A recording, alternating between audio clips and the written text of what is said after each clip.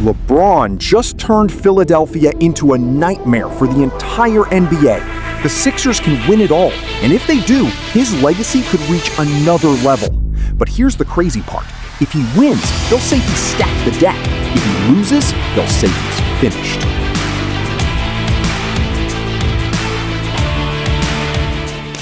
Let me just keep it real. The Philadelphia 76ers with LeBron James can win a championship this year with this roster. Like, the one thing we talk about, high IQ guys, yeah, that's one thing, but LeBron James loves to play with a bunch of dogs. If you go and you check his history of the teams that he won a championship with, they had dogs. And this is what the Philadelphia 76ers, this is what they have. And when you look at LeBron over the past few years, think about this. He's been asked to do a lot of different roles, offensively and defensively. We saw him with the Lakers. He was asked in the playoff series to play the center position. And guess what? He actually did a damn good job doing it. And so when you think about the top dog, the defending champs, the New York Knicks, if they happen to get there and match up in the playoff series, LeBron James has no problem with guarding Karl Anthony Towns. Matter of fact, you could go check the numbers and go look at, LeBron James and his matchup against Towns when he had to defend him, and he's done an outstanding job. So you think about Wade that came from Cleveland. Like, they have so many ways they could mix it up, and you're talking about Nick Nurse. Like, Nick Nurse know what it takes to put those guys in position to be successful. Yes, they are legit title contenders. Yes, they could win a championship this year. But that's where the story takes a dangerous turn. Because the moment LeBron finally gets a real chance to win, the same people who doubted him suddenly change the rules. Win it all. So I'm happy for him. This seems, look, he's like, but I don't get, what I don't get, this is what I don't get, guys. I need y'all to help me. Because I happen to be on Fox when LeBron went to L.A. Yeah. Damn near to a man. He didn't go to L.A. to catch Michael Jordan. He went to be Michael B. Jordan. He went to retire. He's in La La Land. No way you thought this man could win a championship with the pieces that they had in L.A. They killed him. Chat, you know I'm telling the truth. Yeah, facts. That's what everybody said. He didn't go to catch Michael Jordan. He went to catch Michael B. Jordan. Now he goes to a team that have pieces that have really good players. Oh, he ring chasing. Yeah. I need y'all to make it make sense. I need y'all to pick a side, and whatever side you decide to stay on, I'm cool with it. But the very people that said he wasn't trying to win, so what is he supposed to do? Now, you said if LeBron was serious about winning, he would take less money. Well, how much more less money is $4 million? You want him to play for free? I don't think the NBA let him play for free. But $4 million compared to what he was making.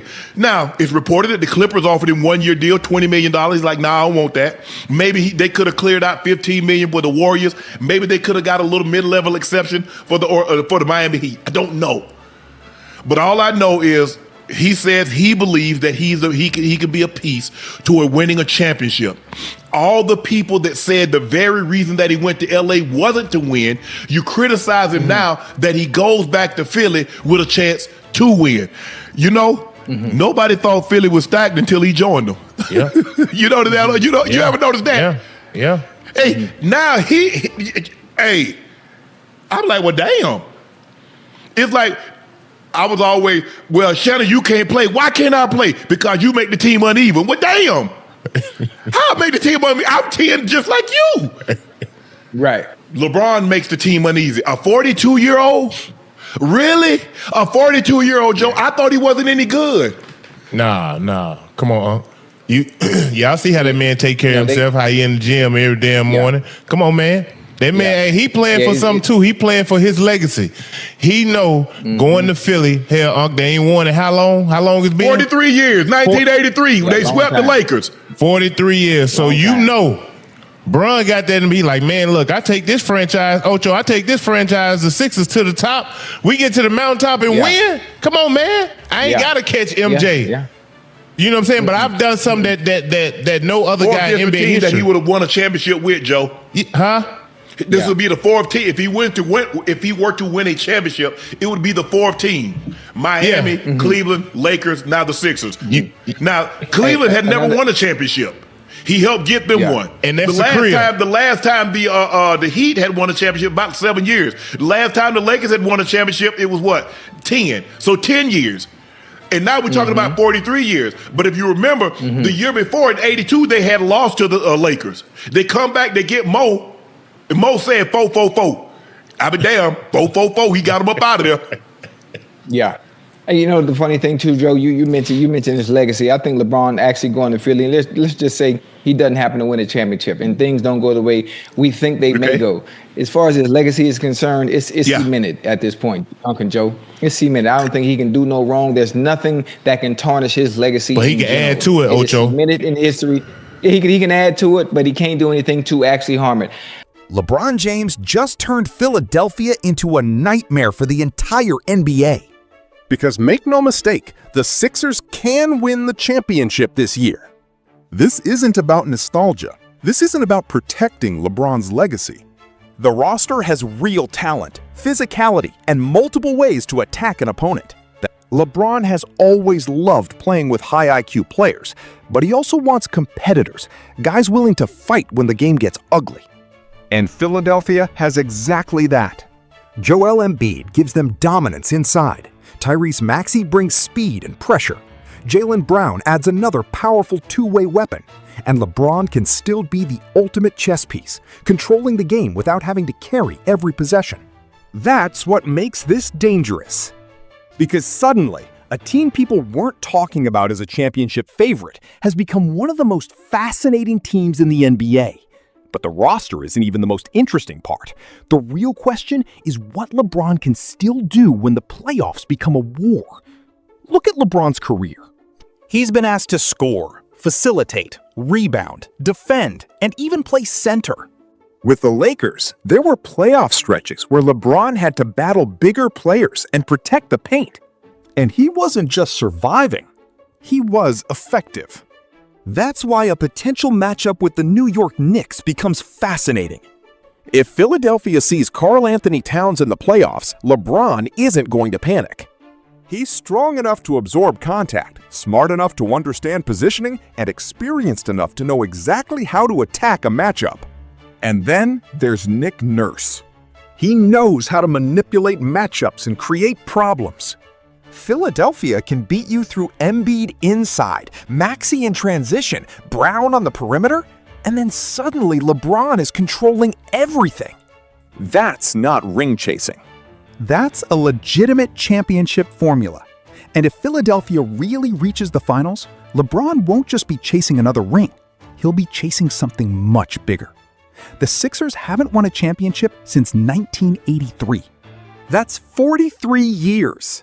43 years since Moses Malone, Julius Erving, and Philadelphia stood at the top of the basketball world. That 1983 team finished the regular season 65-17, then dominated the playoffs. Moses Malone famously predicted 4-4-4.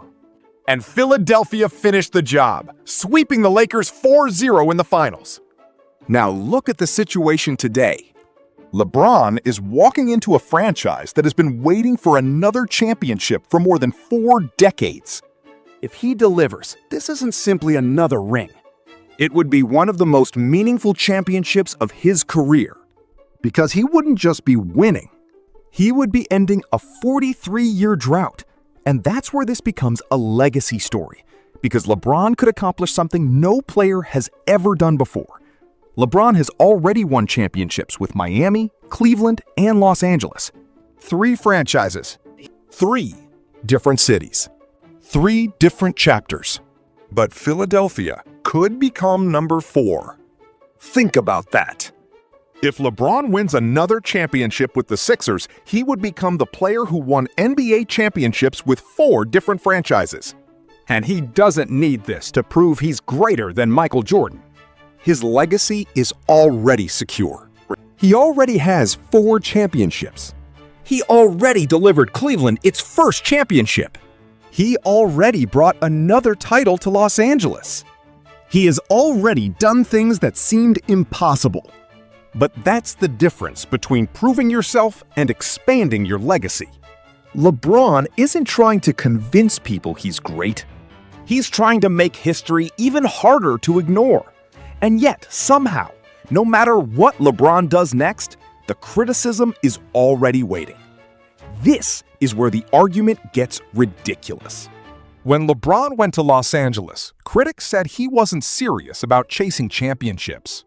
Now he goes to Philadelphia, a team with legitimate championship pieces, and suddenly he's accused of ring chasing? So what exactly do people want? When he takes less money, they say he's desperate for a ring. When he takes a bigger contract, they say money matters more than winning. If he wins, they say the roster was stacked. If he loses, they say he's finished.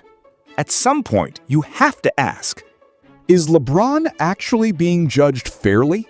He reportedly turned down a potential $20 million one-year offer from the Clippers and instead accepted roughly $8 million in Philadelphia. That's not nothing. That's a major financial sacrifice. And yet people still want to tell him he's chasing an easy championship. Come on! The man is 41 years old, preparing for another NBA season, still training relentlessly and still trying to compete. Maybe the simplest explanation in the obvious one. He still wants to win. And that brings us to the question nobody can escape. If LeBron doesn't need validation anymore, what exactly is he still chasing? Maybe LeBron isn't chasing Michael Jordan. Maybe he's not chasing validation. Maybe he's simply chasing one more piece of history. His legacy is already cemented. A championship loss in Philadelphia doesn't erase Miami. It doesn't erase Cleveland. It doesn't erase Los Angeles. It doesn't erase everything he's accomplished. But a championship?